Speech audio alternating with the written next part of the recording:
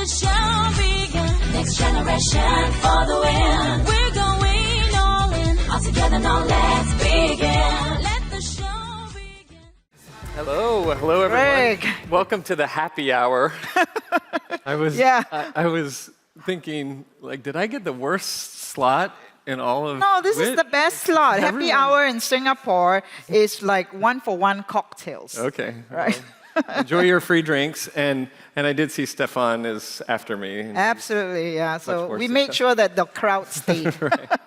And no, but Greg, I have to confess, like I'm really nervous interviewing you today, right? Really, because I'd rather be talking to you at the Maxwell Food Center over roti prata and appam, which we enjoyed, over the weekend. Plus, you're now in a super important new role, right? You are Ariane Gorin's right-hand person. So firstly, how does it feel? Did she tell you that? Yes, she did. Okay. She did. She Well- told me, you are interviewing my right-hand person. Please be nice. So how does it feel? How does it feel? No, I mean, it's an exciting time of life. First of all, it's great to be back here in Singapore, and we did enjoy some prata, and definitely food is one of the highlights for Juliana. Need to talk about the food more because it is a big draw. But it's an exciting time for me personally. It's an exciting time for Expedia, for our industry. I feel like we have, everyone feels like we have so much opportunity, and it's a great industry. Right, so you've lived in Singapore, and now you're on to London for your new role, right? You're moving to London, and you're overseeing global growth, right? So what are you most excited about? I mean, like, you've got the whole world. The world is your oyster. What are you most excited about right now? Well, I mean, personally, I'm looking forward to being in London, having the chance to live in Europe, which I've never lived there, so that will be good. My kids, as you know, are off at school, so it's a kind of an exciting time, phase of life for me. At Expedia, I mean, we have this mission of powering global travel for everyone, everywhere, and it just doesn't get any better than that. And then to pair that with seeing the world, like challenging myself to live in a new place, is really exciting. The other thing that I'm really excited about is technology. We're a company built on the new technology, and this industry is really being transformed by technology right now. Absolutely, and so, you have, as happy as you are, and yes, it's great, you have a big task ahead of you, right? Because you are going to be overseeing global growth, and most of the heavy lifting's been done over COVID, right? You've built the tech platform, you've put the One Key loyalty program together to connect all the brands. So now you have to deliver. You have to deliver on the global growth. Am I right to say that? Yes. Okay, so let's look at. But I don't know that the hard work has been done, and that's the interesting thing about working in technology is the work is never done. Have you ever talked to a technology leader that says, I'm done. Yeah. Let's go home. We have a lot to do, and we're excited about the work that we're doing. So yes. So what's the most exciting thing that's happening in the tech, since you say you're excited about technology? And I know you started your career as a data scientist in American Airlines. We call them data scientists. No, we used to call them days? analysts. Analysts, okay. But now no one wants to be an analyst. You're a machine learning or an AI specialist. But I've always kind of worked with data. I was studying in industrial engineering, which is, I think, a great training for working in travel. Right. And you say that one of your mentors very early on in life basically told you that you need to have access to data and the guts to make a decision, right? So the whole world of data... I mean, interesting. Think about this. That was almost 30 years ago. And now everyone thinks that we're swimming in data, and we are. But even back then, we used to talk about how do you take data, make data into useful information, and from information make decisions, or take insights and make decisions. So what are the key elements of data now that make it super exciting for your technology? How has that changed? How has that world changed? I mean, it's interesting. I think back to when I first started in travel, or when I first started at Expedia. We really felt like we were personalizing that shopping experience.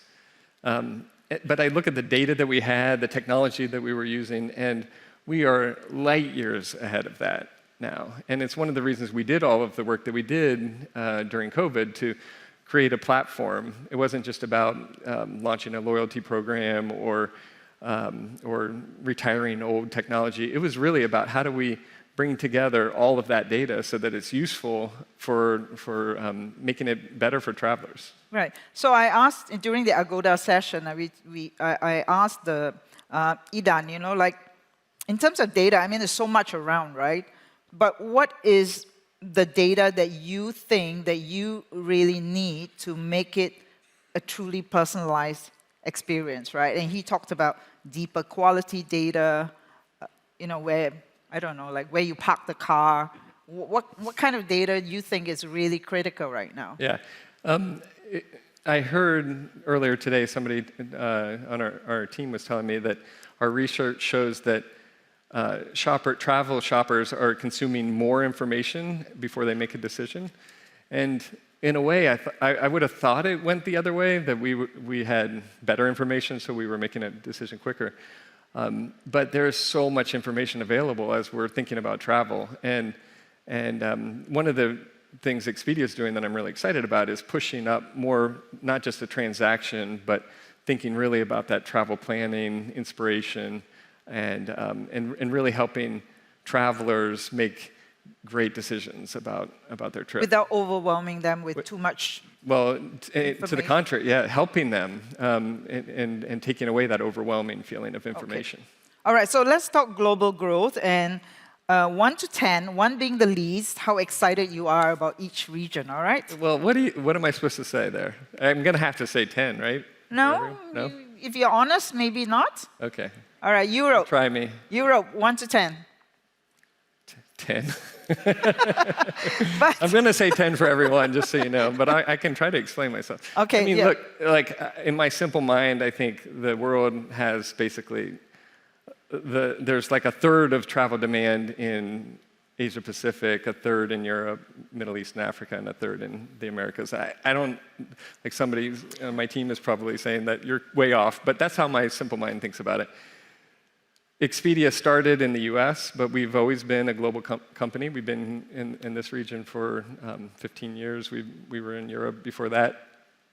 We absolutely need to be growing in each of those regions. Europe is interesting because we have a competitor there that's pretty strong. Yeah. And they have been for, they're well established, but we have a lot of advantages too. So I mean, one of the great things about Expedia is that it's a global network. We send a lot of people from the US into Europe. We have great partnerships with hotels. Even when we aren't generating as much demand from Europe, we're sending them travelers from the Americas who are spending more money. They're staying longer. They're spending about like 12% more in destination. So that's an advantage. And then we are really working on targeted growth in Europe, certain markets, using the advantages of Expedia in our... Right, okay, so what I'm going to do is I'm going to switch the question around. Okay. Shoot, So I should have just said 10. Rate 1 to 10 the level of difficulty you think you will face in each market. Okay. Right. So Europe, we have destinations that actually are in two minds about whether they want tourism or not. You've got the Digital Marketing Act coming up there. You've got a really dominant player right there by the name of Booking. So rate 1 to 10, how difficult do you think it will be for you to get a foothold in that market? Well, we have a foothold. Oh, you have a foothold, but expand that foothold. I mean, it's a big market for us, Right. but to expand is challenging. And one of the things that I'm really excited about with Expedia is we built this platform, but we're really coming out strong with brand personality. We're leaning into Hotels.com and Expedia and Vrbo and the local brands that we have for holiday homes. And I think that's going to be really critical for Europe. We have some good brands there. We just launched the loyalty program, One Key, in the UK. I don't know if anyone's flown through London recently, if you've been in Terminal 5, anyone? But London has a lot of Expedia advertising right now. So I'm pretty bullish, but obviously it's a tough market. And like Asia, there is no one Europe. Have you given me a number, 1 to 10? Oh. How difficult? 6, 7. Okay, 6. Okay. Asia? 1 to 10. Asia, interesting. The other part of our business is our B2B business. And that has grown more than 20% for the last 12 quarters. We've had significant growth in Asia with that business. We have great local partnerships. We do the packaging for Cathay Pacific. We power some of the big financial companies here. So and partner with well-known travel brands, some of whom are on stage. So do you see in Asia, you talked about bringing all the different brand personalities in Europe, right? So here, are you going to lean into your different brands here versus the B2B play that you've had for the last couple of years? Both, but more carefully. I mean, it's one of the things that we've really committed to coming out of COVID. But let me just give you another stat that's amazing. 48, I'll just say nearly 50% of all Americans traveling to Japan book something on Expedia. Nearly half. Okay. And actually, it's almost as big for Australia as well. So again, we have a big presence in the destinations, which is helpful. But we're also really pushing into some of these markets locally. So Japan, we're doing a big campaign, a very localized Japanese campaign for Expedia. We have Hotels.com is really strong in some of the other markets like Hong Kong. So we are being a bit more deliberate about where we want to invest and with which brands. So your strength, actually, I mean, it just reminded me or related me to Trip.com, right? Which the strength of Trip.com is its China market, the home market, and your strength is the American market. I mean, it's like I would say Trip's position in China and Booking's position in Europe is probably even more significant than our position in North America. We're certainly not anti-competitive, to be clear, in North America, but it's for us always been important to be global. All right. That's why I lived here, by the way. Exactly. So you arrived here almost a decade ago. So how is the Asia today different from when you first arrived a decade ago? It's been 10 years. It's impossible. First of all, I started coming here before that. Even we, as you know, had a joint venture with AirAsia. Do you all remember that? We launched that in 2011, and I was on the board. So I would come to Singapore and do these meetings with Tony Fernandez and talk about how we were going to grow throughout Asia. It was awesome. And the energy and excitement was really, for me, just such a motivator. And which is why I wanted to come here, and in 2015 was able to come. So that has stayed the same. I come back and you feel the energy of this city and of this region. I love that. I mean, what has changed? Singapore continues to build and grow, and it's amazing. I think it's a global trend, but I think it's happening quite a bit here. People are discovering new destinations, and so it's not just going from Singapore to Phuket, but people are going throughout Thailand, and we see that as a really interesting trend. Right. So the outbound market in APAC is a great opportunity, right? You've just released a new survey actually on the preferences of the growing Asian middle class. So was there any surprising trend that stood out? For you? Yeah, I mean, it's first of all, just the demographics are incredible. If you, I mean, everybody knows this, but the Asian middle class is it's going to be 2/3 of the world's middle class by 2030, 3.5 billion people, and the survey was really interesting. It showed that there was a strong preference for spending money on travel in this segment. So we call it the mass affluent middle class Asian traveler, and they're budgeting 23% of their income towards travel. 81% said that they would prioritize travel above all these other things. So it's definitely, you're all in a good place. You come into a place like Marina Bay Sands and you see all these other conferences going on and you think, Yeah. like, what are they doing?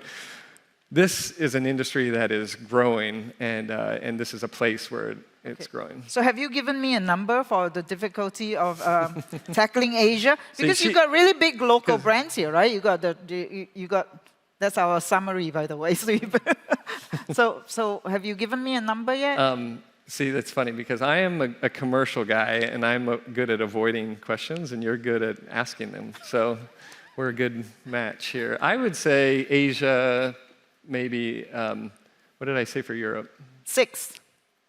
I would, the challenge, so higher numbers, more challenging. Yes. 8 in 8. Asia. Okay. All right. Middle East, Africa. So you announced your entry into Middle East, as Trip did as well at the same time, actually, around the same time. How would you rate that market? I'm just noticing we're being presented by Booking.com. So thank you, Booking. They have extra cash. We are a friendly industry here. We are in a friendly industry here. We're all friends. All right. Yeah, Middle East. So we launched Expedia in Saudi Arabia, and we launched in UAE. We've always had a presence there. It's interesting how many travelers in, especially UAE, were booking on Expedia.com there. It was one of the first signals that we had that was going to be a good market. We've grown quickly, and there's a lot more that we need to do to make that product really great, but it's going very well. Okay, 1 to 10? There's, we're focused on a small number of countries there, so I would say it may be a little easier. We have terrific partners in the local government, so yeah, it's a 5. Okay, all right. Alternative accommodation, that's a big, big sector, right? And that seems to be growing, or do you think that's coming down now? Well, I mean, it's not alternative anymore, first. We never called it that. It's a big part of our business, and it's now growing. We had a big burst of growth in vacation rentals, especially with our Vrbo brand. But so that kind of tapered off, and we're now back to a good growth pattern.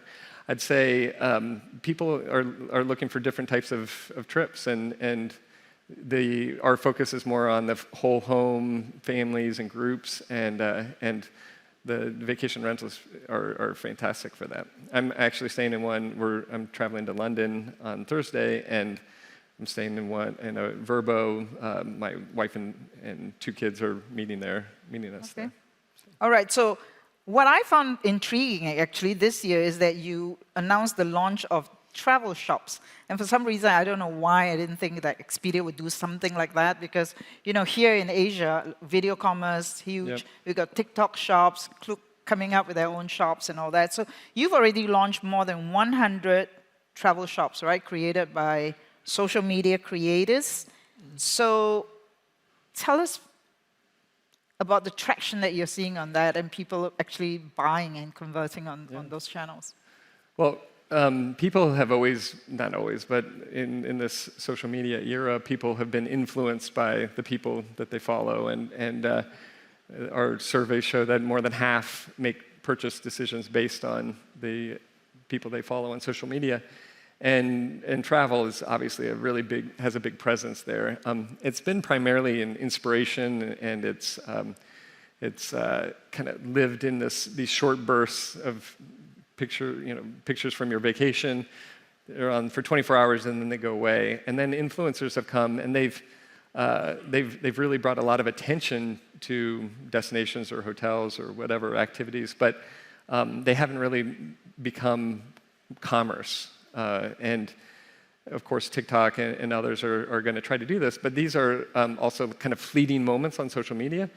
What we're doing is providing a place for influencers to store their content, and so they would link off from Instagram or TikTok into Expedia, where you can see all of the content, all the recommendations, and actually book the travel. So they would take content from their own social media feeds and then put it into. Okay. So are you seeing conversions, and how do you pay the influencer? It's a revenue share, and I think that's an interesting note, just for all of us in the industry, that these influencers have always wanted free trips, and it's been, I think, there's been a lot of kind of misaligned incentives, and so we really like that these are people who are willing, who believe in the product, and they think that it will sell.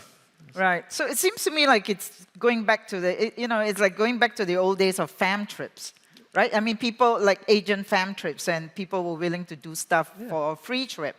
So how do you balance? Once you get commerce in there, and people are selling stuff, they're not so authentic, right? Because they are. Do you think it's authentic now? I guess foolishly, maybe I do, because he's not being motivated by money.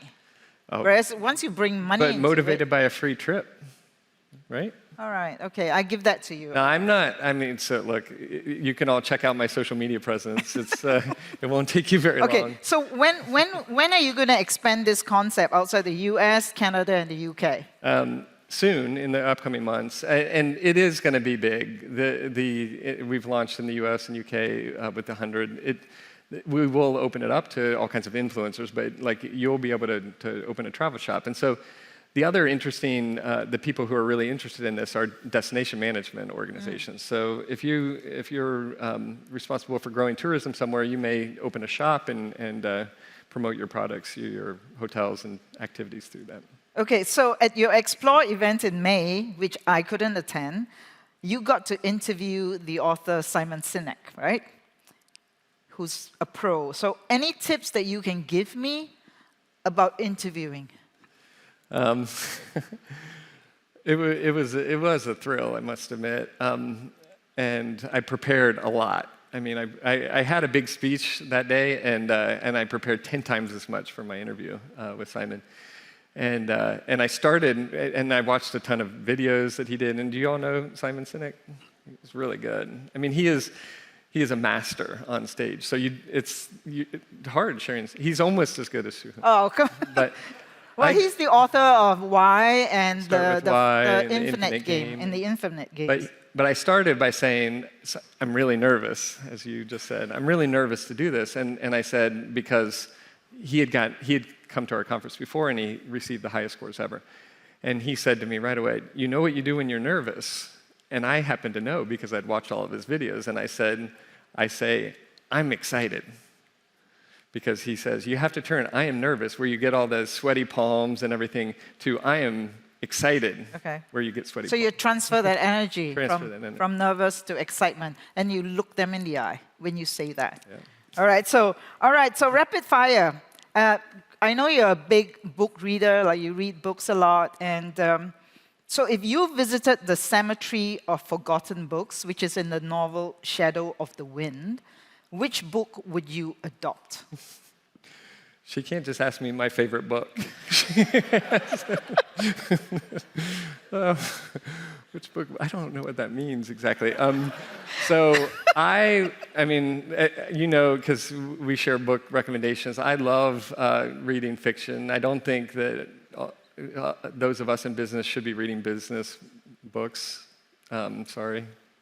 I think the creativity and just like forcing yourself into really think about these things differently, I think is really key. So, I mean, there's a lot of books. I did read one nonfiction book once that kind of changed my life, which is... What's that? What Color is Your Parachute? Do you remember this? It was like from the 70s. Yes. So it was really an old book. What color is your parachute? But it's about career pathing, and it's the book that I read, and I was trying to figure out my life when I went into travel. Okay. So before I ask you the last question, I want to call out Demi, who used to work with Expedia, and she actually came up to me and she said, "Do you remember Siew Hoon? We met many years ago, and one of the advice that you gave me was to read more," and she did, and she said it's completely transformed her life. So Demi, thank you very much for that. We have a lot of ex-Expedia people. Demi's a good one. So Greg, final question, even though what's a book that you would recommend for the younger generation to read? It's See, this is a question I would have done better if I had gotten it in advance. But Hoon doesn't do that. So let me say, read John Steinbeck. All right. What do you think? Absolutely. Like, it's maybe a little bit of an American. No, but it's universal character, universal values and conflicts. Yeah, really. Wonderful. Has challenged me, all of his books. All right. So, Please join me in thanking Greg Thanks, so everyone. much. Thank you. Thank you, Greg. Thank you as always. Right, they're ready now. Let the show begin. Next generation for the win. We're going all in. Take center stage now. Let's begin. Let the show begin.